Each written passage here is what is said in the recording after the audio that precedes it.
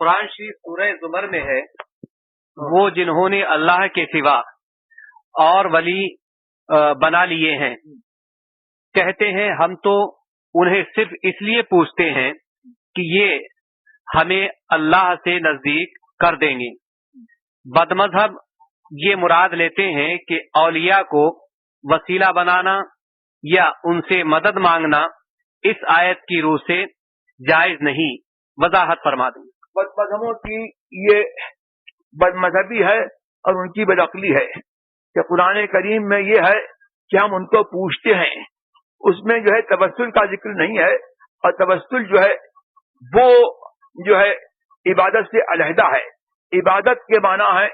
کہ غایت تعظیم، جو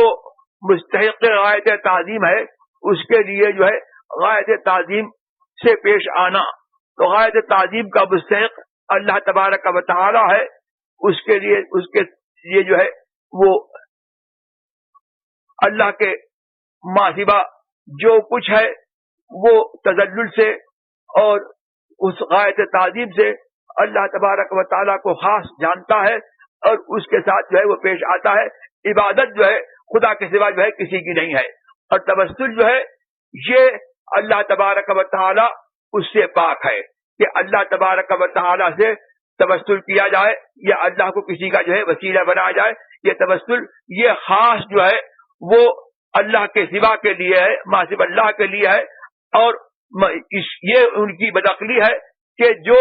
صفت خاص بندے کی ہے وہ اللہ تبارک و تعالیٰ کے لیے جو ہے وہ ثابت کرتے ہیں۔ تو توسل اللہ تبارک و تعالیٰ کی بارگاہ میں جو ہے اعمال صالحہ کا بھی ہوتا ہے، اور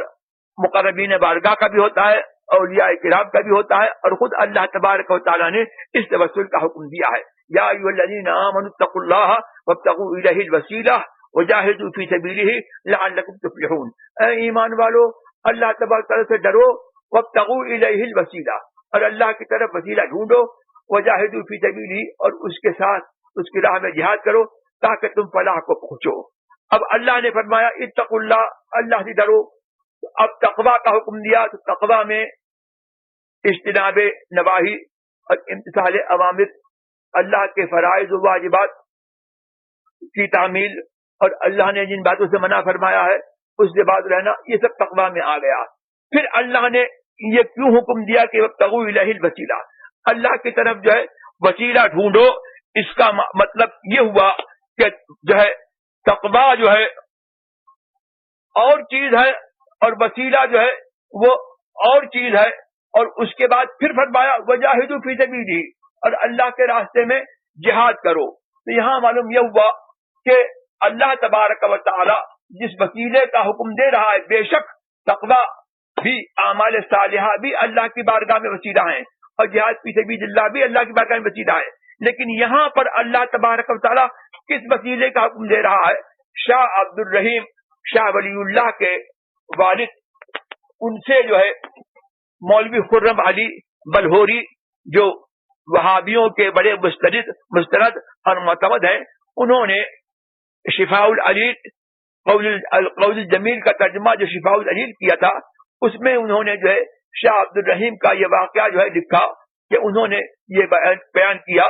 کہ وابتغوا الیہ الوسیلہ سے مراد جو ہے یہاں پر نہ تو اعمال صالحہ ہیں، اس لیے کہ اعمال صالحہ تقویٰ میں آ گئے، نہ جہاد فی سبیل اللہ ہے، اس لیے کہ اس کا اللہ نے خود ذکر کر دیا۔ اب مراد کیا ہے؟ فرمایا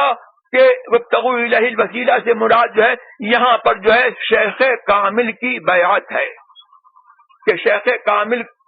کی بیعت کو وسیلہ بناؤ اور شیخ کامل کا وسیلہ پکڑو، تاکہ اللہ تبارک و تعالیٰ کی بارگاہ میں تمہارا تقویٰ اور تمہارا جہاد جو ہے سب قبول ہو جائے۔ جب حضرت مولانا ضیاء الدین صاحب مدنی رحمت اللہ تبارک و تعالی علیہ کو